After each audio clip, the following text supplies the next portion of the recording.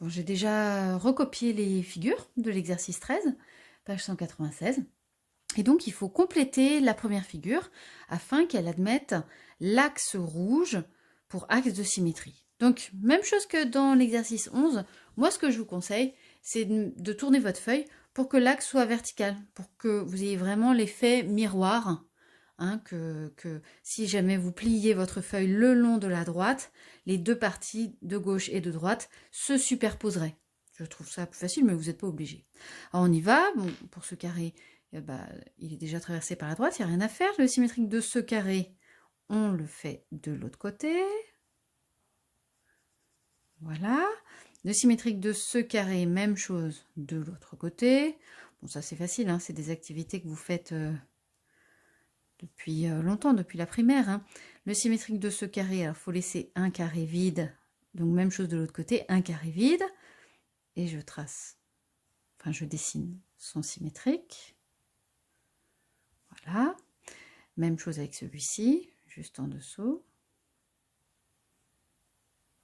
Hop.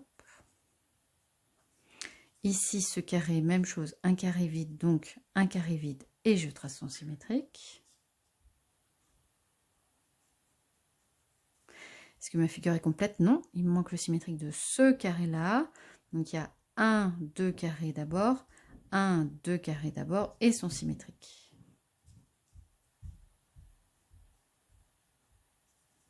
Voilà pour le petit 1, la symétrie axiale. Ma figure, là maintenant, a désormais un axe de symétrie. Voilà. Le petit 2, c'est de la symétrie centrale. Le centre de la symétrie, c'est O. Donc je rappelle, hein, la symétrie centrale, c'est le fait de faire un demi-tour. Donc, pour tracer le symétrique de chaque petit carré, s'il n'est pas déjà représenté dans la grille, il faut aller de l'autre côté de O. Donc le symétrique de ce carré-là, par exemple, c'est celui-là. Voilà. Le symétrique de ce carré, on voit que pour aller de O à ce carré, il a fallu monter de 3 et aller à gauche de 2 carreaux. Là, je fais la même chose, mais dans l'autre sens. Au lieu de monter, je descends de 3 et au lieu d'aller à gauche, je vais à droite. Et le voilà, le symétrique de ce carré. Hop, voilà. Tiens, je vais faire la même chose avec celui-ci. Pour aller de haut à là, je suis montée de 3 carreaux. Là, je vais faire le contraire. Je vais descendre. Et en plus, ce carreau-là, il est à la droite de haut. Donc là, il faudra que je sois à la gauche de haut. Donc son symétrique, le voici.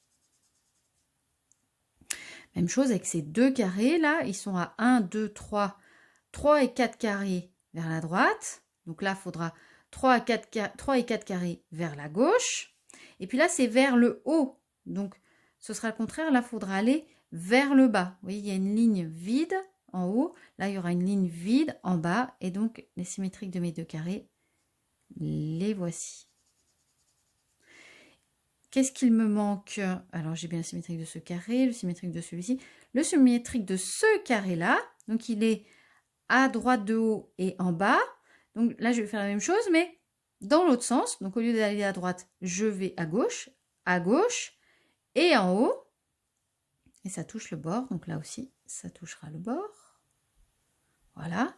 Il reste celui-ci, le symétrique de ce carré. Je vais complètement à l'opposé de haut.